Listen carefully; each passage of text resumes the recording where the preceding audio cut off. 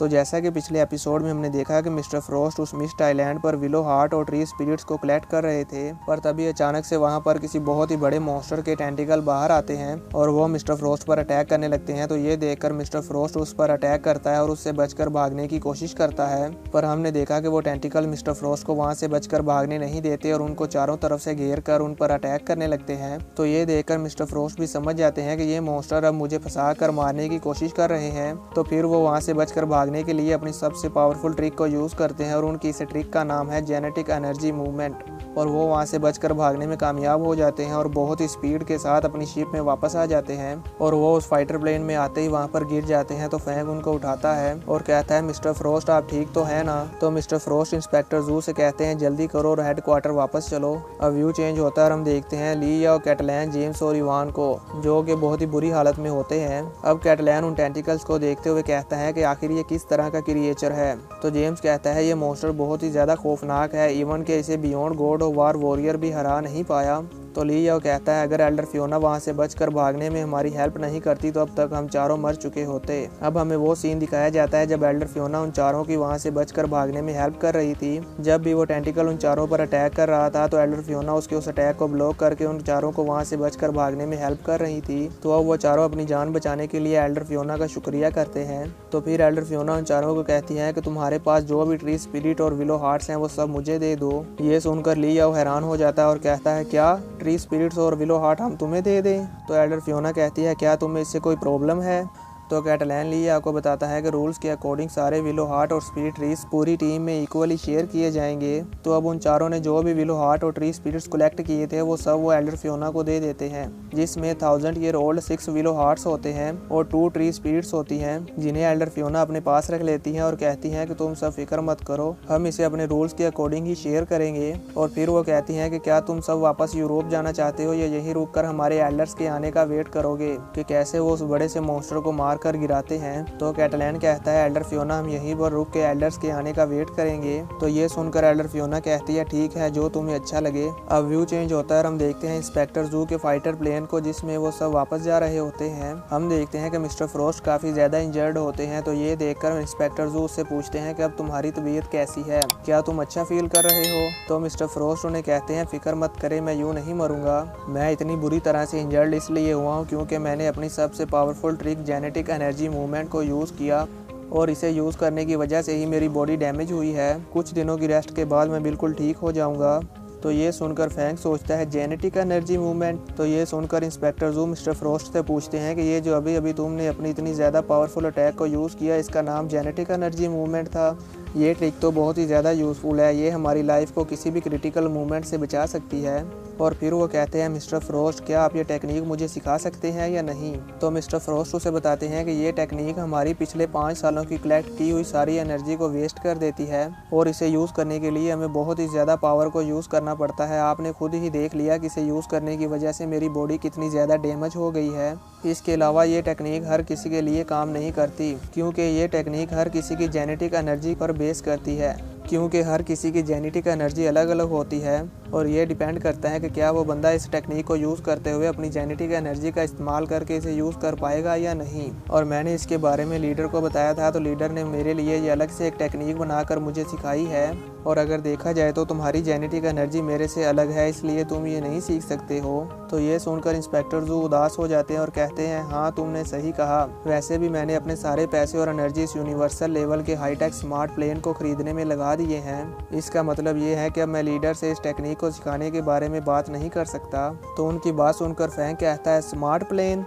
आपके कहने का मतलब है कि ये फाइटर प्लेन किसी भी पायलट के बिना खुद ब खुद ही फ्लाई कर सकता है? तो इंस्पेक्टर जू हंसते हुए कहते हैं, हाँ तुमने सही समझा, इवन के इस पूरे फाइटर प्लेन की बॉडी हाई लेवल के एसएस क्लास वेपन से भी ज़्यादा स्ट्रॉन्ग है और ये किसी भी किंग लेवल के मॉन्स्टर के अटैक को बहुत ही आसानी से झेल सकता है। लेकिन वो जो मॉन्स्टर के टेंटिकल्स ने अटैक किया था वो बहुत ही ज़्यादा पावरफुल थे। अगर वो मेरे इस फाइटर प्लेन को पकड़ लेते तो उन्होंने इसे जकड़ कर तोड़ देना था। और ये फाइटर प्लेन उसके सामने सर्वाइव नहीं कर पाता। ये सुनकर फैंग सोचने लगता है कि ये एयरक्राफ्ट मेरे SS क्लास के फ्लाइंग नाइफ से भी ज़्यादा पावरफुल है और वो अपने 2 फ्लाइंग नाइफ्स के प्राइस को देखकर सोचता है कि इसका मतलब कि ये फाइटर प्लेन बहुत ही ज़्यादा एक्सपेंसिव है। अब इंस्पेक्टर जू फैंग को बताता है कि तुम्हारे इस बार के मिस्ट आइलैंड के कंट्रीब्यूशन का अगर कैलकुलेशन करें तो तुम भी हाईएस्ट ग्रेड का इंटेलिजेंट एयरक्राफ्ट बाय कर सकते हो। ये सुनकर फैंग शॉक होते हुए कहता है, हाईएस्ट ग्रेड का इंटेलिजेंट एयरक्राफ्ट? मुझे अभी भी याद है कि उसके जैसा एयरक्राफ्ट लीडर के पास भी है और उसमें एक लेज़र कैनन भी लगी हुई है। उस एयरक्राफ्ट की प्राइस तो बहुत ही ज़्यादा होगी और वो एयरक्राफ्ट भी बहुत ज़्यादा एक्सपेंसिव है। और फैंग अपने मन में सोचता है कि अगर मैं ये एयरक्राफ्ट बाय करने की बजाय इन पैसों को काउंट करूं तो ये तो अनइमेजिनेबल मनी होगी। तो अब इंस्पेक्टर जू फैंग को कहता है कि तुम्हारी ये साउथ ऑस्ट्रेलिया की ट्रिप तुम्हारे लिए बहुत ही ज़्यादा यूज़फुल रही है और तुम्हारी अभी की स्ट्रेंथ को देखते हुए मैं ये बता सकता हूँ कि लाइट ट्रेनिंग कैंप अब तुम्हारे लिए सूटेबल नहीं है। अब तुम मेरे साथ वापस जाना, लीडर तुम्हारे लिए न्यू अरेंजमेंट्स करेंगे। तो फैंग कहता है कि क्या इसका मतलब ये है कि मैंने अपने लाइट ट्रेनिंग कैंप के इस एग्जाम को पास कर लिया है। तो अब इंस्पेक्टर जू फैंग को खुश होते हुए बताते हैं कि तुमने लाइट ट्रेनिंग कैंप में इतने छोटे से टाइम में बहुत ही ज़्यादा अचीवमेंट की है और कहते हैं कि लाइट ट्रेनिंग कैंप की हिस्ट्री में तुम ऐसे पहले स्टूडेंट हो जिसने लाइट ट्रेनिंग कैंप के इतने छोटे से टाइम में अपनी फर्स्ट पोजीशन को हासिल किया है। तुम्हें तो अपनी इस अचीवमेंट के लिए खुश होना चाहिए। अब इंस्पेक्टर जू मिस्टर फ्रोस्ट से पूछते हैं कि तुमने उस आइलैंड से कितने ट्रेजर्स कलेक्ट किए हैं। तो मिस्टर फ्रोस्ट कहते हैं कि मैंने वहाँ से बहुत ही ज़्यादा सामान कलेक्ट किया है और वह बताते हैं कि मेरे पास 92 ट्री स्पिरिट्स हैं जो मैंने खुद कलेक्ट की हैं और साथ ही साथ मैंने 610,000 ईयर ओल्ड से भी ज़्यादा एक्सपेंसिव विलो हार्ट को कलेक्ट किया है। तो ये सुनकर इंस्पेक्टर जू खुश होते हुए कहते हैं कि इसका मतलब ये है कि हमारे 30% शेयर में से तो 20% तुम ही ले जाओगे। तो ये सुनकर मिस्टर फ्रोस्ट खुश हो जाते हैं और कहते हैं लेकिन सबसे वैल्यूएबल चीज़ तो वो थी जो हम उस आइलैंड पर ही छोड़ आए हैं। यानी कि यहाँ पर मिस्टर फ्रोस्ट उस मॉन्स्टर की बात कर रहे थे जिसने इन पर अटैक किया था और वो कहते हैं कि वहाँ पर हमारी जो टेंटिकल्स के साथ बैटल हुई थी मैंने उसकी फुटेज लीडर को सेंड कर दी हैं। मुझे लगता है कि लीडर अकेले ही आकर इन टेंटिकल्स से फाइट करेंगे। तो ये सुनकर इंस्पेक्टर जू कहते हैं कि मुझे लगता है कि लीडर ही इन मॉन्स्टर के टेंटिकल्स को अकेले ही संभाल सकते हैं क्योंकि ये टेंटिकल्स बहुत ही ज़्यादा पावरफुल हैं। अब व्यू चेंज होता है और हम देखते हैं एल्डर फियोना को जो कि उस आइलैंड पर ही अपने एल्डर्स के आने का वेट कर रही थी।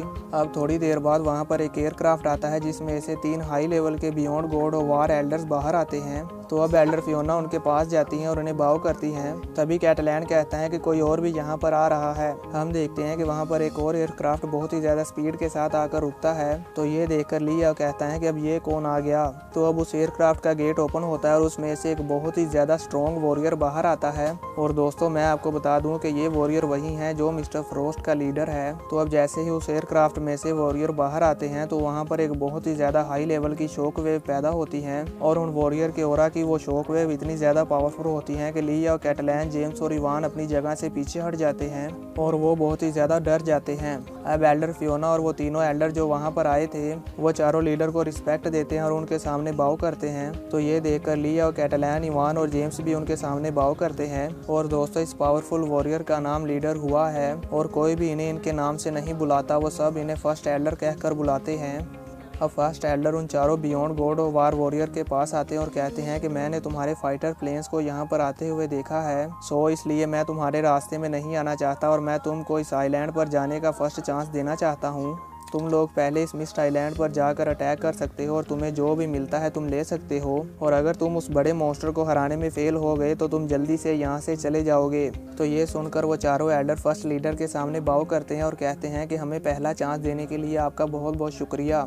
और फिर वो चारों जल्दी से फ्लाई करते हुए उस आइलैंड की तरफ अटैक करने के लिए चले जाते हैं। हम देखते हैं कि उनके जाते ही वहाँ पर उस आइलैंड पर बहुत बड़े बड़े ब्लास्ट और ब्लोज होने शुरू हो जाते हैं और उन एल्डर के वो अटैक करने की वजह से पूरा आइलैंड भी वहाँ पर हिल रहा था। ये देखकर लिया कहता है कि फाइट स्टार्ट हो चुकी है। फिर हम आइलैंड के बाहर का व्यू देखते हैं और ये देखकर तो ऐसा लग रहा था कि मानो वहाँ पर कोई बहुत ही बड़ा वोल्केनो फटा हो और उस ब्लास्ट का प्रेशर इतना ज़्यादा था कि लिया और कैटलैन, इवान और जेम्स तो वहाँ पर अपने पैरों पर खड़े भी नहीं हो पा रहे थे और वह जल्दी से वहाँ ज़मीन पर बैठकर इन अटैक्स के फोर्स को सर्वाइव करते हैं।